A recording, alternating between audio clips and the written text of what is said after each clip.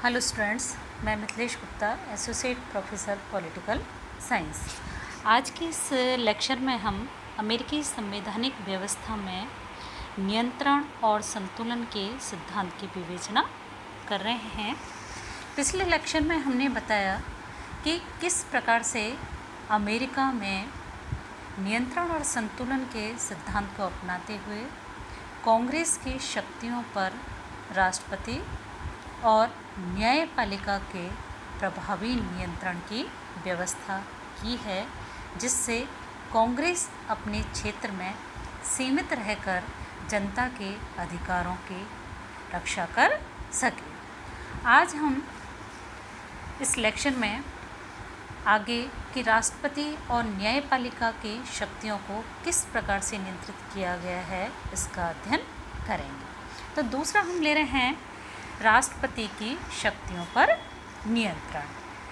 संविधान के अनुच्छेद 2 के अनुसार कार्यपालिका की समस्त शक्तियां अमेरिका में राष्ट्रपति में निहित की गई हैं, किंतु वह अपने क्षेत्र में अत्यधिक शक्तिशाली होकर जनता की स्वतंत्रता और अधिकारों पर आघात ना कर सके। वह अपने क्षेत्र में सीमित रहे। इस हेतु वहाँ राष्ट्रपति की शक्तियों पर अन्य दोनों अंगों कांग्रेस और न्यायपालिका का नियंत्रण स्थापित किया गया है। तो राष्ट्रपति की शक्तियों पर कांग्रेस का क्या नियंत्रण है, कांग्रेस किस प्रकार से राष्ट्रपति की शक्तियों को नियंत्रित करती है। तो यहाँ पहला देखते हैं हम कि राष्ट्रीय वित्त पर कांग्रेस का अधिकार होता है और वह राष्ट्रपति द्वारा चाहे गए धन की स्वीकृति से इनकार कर राष्ट्रपति पर प्रभावशाली नियंत्रण लगा सकती है, क्योंकि प्रत्येक कार्य के लिए, प्रशासनिक कार्य के लिए वित्त की आवश्यकता होती है और वित्त पर किसका अधिकार है? कांग्रेस का। बगैर कांग्रेस की स्वीकृति के राष्ट्रपति कोई धन व्यय नहीं कर सकता। तो ये अत्यधिक महत्वपूर्ण नियंत्रण है कांग्रेस का राष्ट्रपति की शक्तियों पर, उसे अपने क्षेत्र में सीमित रखने हेतु। दूसरा जो कांग्रेस का नियंत्रण है राष्ट्रपति की शक्तियों पर, वो है राष्ट्रपति को हम देखते हैं युद्ध की घोषणा करने का अधिकार होता है, लेकिन राष्ट्रपति द्वारा की गई युद्ध की घोषणा की पुष्टि कांग्रेस के द्वारा होनी आवश्यक होती है। तीसरा जो नियंत्रण राष्ट्रपति की शक्तियों पर कांग्रेस का है, वो है कि अंतर्राष्ट्रीय क्षेत्र में राष्ट्रपति को अन्य देशों के साथ संधियां और समझौते करने का अधिकार होता है, लेकिन ये संधियां और समझौते तब तक वैलिड नहीं होते हैं जब तक सीनेट 2/3 बहुमत से इसको स्वीकार ना कर ले या इसकी पुष्टि ना कर दे, अन्यथा वो क्या होते हैं? संधियां और समझौते व्यर्थ हो जाते हैं। चौथी जो राष्ट्रपति की शक्तियों पर नियंत्रण है कांग्रेस का, वो है राष्ट्रपति को हम देखते हैं समस्त उच्च पदों पर नियुक्तियों का अधिकार होता है, किंतु राष्ट्रपति द्वारा की गई समस्त उच्च पदों पर नियुक्तियां के लिए किसका? सीनेट का अनुसमर्थन आवश्यक है, अन्यथा वो क्या होती हैं? नियुक्तियां निरस्त हो जाती हैं। और लास्ट में हम देखते हैं कि राष्ट्रपति के ऊपर कांग्रेस को महाभियोग लगाने का अधिकार होता है, अर्थात कांग्रेस राष्ट्रपति पर महाभियोग लगाकर उसे अपने पद से हटा सकती है। तो यहाँ ये किस पर स्पष्ट हो रहा है कि राष्ट्रपति को प्रशासन के क्षेत्र में अत्यधिक शक्ति प्राप्त है और ये कहा जाता है कि वो विश्व का सबसे शक्तिशाली कार्यपालिका प्रधान है, लेकिन वहाँ पर राष्ट्रपति की शक्तियों के ऊपर कांग्रेस का प्रतिबंध लगाया गया है, नियंत्रण लगाया गया है और अनेक प्रकार से कांग्रेस जो है राष्ट्रपति की शक्तियों को नियंत्रित करती है।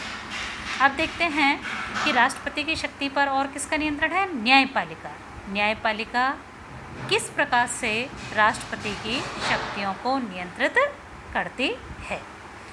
अमेरिका में सर्वोच्च न्यायालय राष्ट्रपति के कार्यों का सर्वेक्षण कर सकता है और उन्हें संविधान के प्रतिकूल होने पर उन्हें अवैध घोषित कर सकता है। इस प्रकार से न्यायपालिका भी राष्ट्रपति की शक्तियों पर प्रतिबंध लगा सकती है। तीसरा अंग है प्रशासन का न्यायपालिका। यहाँ देखते हैं कि न्यायपालिका की शक्तियों को अन्य दो अंग किस प्रकार से नियंत्रित करते हैं।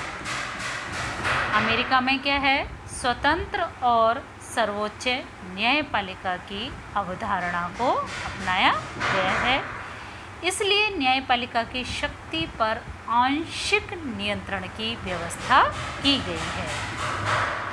व्यवस्थापिका और कार्यपालिका क्या है? सीमित नियंत्रण है और कांग्रेस द्वारा क्या है? न्यायाधीशों की संख्या, वेतन निश्चित किया जाता है और राष्ट्रपति सीनेट की सहमति से न्यायाधीशों की नियुक्ति करता है। कांग्रेस द्वारा संघीय न्यायालय का अपीलीय क्षेत्राधिकार निश्चित किया जाता है और कांग्रेस जो है महाभियोग के आधार पर न्यायाधीशों को पद से हटा सकता है। राष्ट्रपति जो है वो संघीय अपराधों के लिए क्षमादान कर सकता है। तो इस प्रकार से न्यायपालिका की शक्तियों पर कार्यपालिका यानी कि राष्ट्रपति, व्यवस्थापिका यानी कांग्रेस का सीमित नियंत्रण लगाया गया है। इनके साथ ही देखते हैं वहाँ पर नियंत्रण और संतुलन के सिद्धांत के संदर्भ में कुछ अन्य व्यवस्थाएं भी संविधान में देखने को मिलती हैं। ये तीनों अंग न्यायपालिका, कार्यपालिका और व्यवस्थापिका, ये तीनों अंग तो एक दूसरे की शक्तियों को नियंत्रित और संतुलित कर ही रहे हैं। इसके अतिरिक्त यहाँ देखते हैं कांग्रेस के दोनों सदन यानी कि कांग्रेस के दोनों सदन कौन से हैं? प्रतिनिधि सभा और सीनेट। ये दोनों सदन भी एक दूसरे की शक्तियों को नियंत्रित करते हैं। अमेरिका में क्या है? कानून निर्माण के क्षेत्र में समान पदी दोनों सदन हैं यानी कि समान शक्तियां प्राप्त होने के कारण ये दोनों ही सदन एक दूसरे की शक्तियों को नियंत्रित करते हैं। और अगला हम पॉइंट ले सकते हैं संघीय सरकार और राज्य सरकार है। अमेरिका में कौन सी शासन व्यवस्था है? संघात्मक। संघात्मक में क्या होता है? संविधान के द्वारा शासन शक्तियाँ दो सरकारों, संघीय सरकार और राज्य सरकारों में विभाजित की जाती हैं। तो वहाँ पर ये दोनों सरकारें, संघीय सरकार और राज्य सरकारें भी एक दूसरे की शक्तियों को नियंत्रित करती हैं। यहाँ देखते हैं संविधान संशोधन के संदर्भ में भी राज्यों के 3/4 बहुमत का समर्थन आवश्यक होता है। तो इस प्रकार से स्पष्ट है कि अमेरिका में नियंत्रण और संतुलन का सिद्धांत अपनाया गया है, जो कि शासन का एक प्रमुख सिद्धांत है, जिसके अंतर्गत शासन के तीनों ही अंग एक दूसरे की शक्तियों को इस प्रकार से नियंत्रित करते हैं कि शासन में संतुलन स्थापित हो जाता है और निरंकुश शासन की संभावना नहीं रहती है।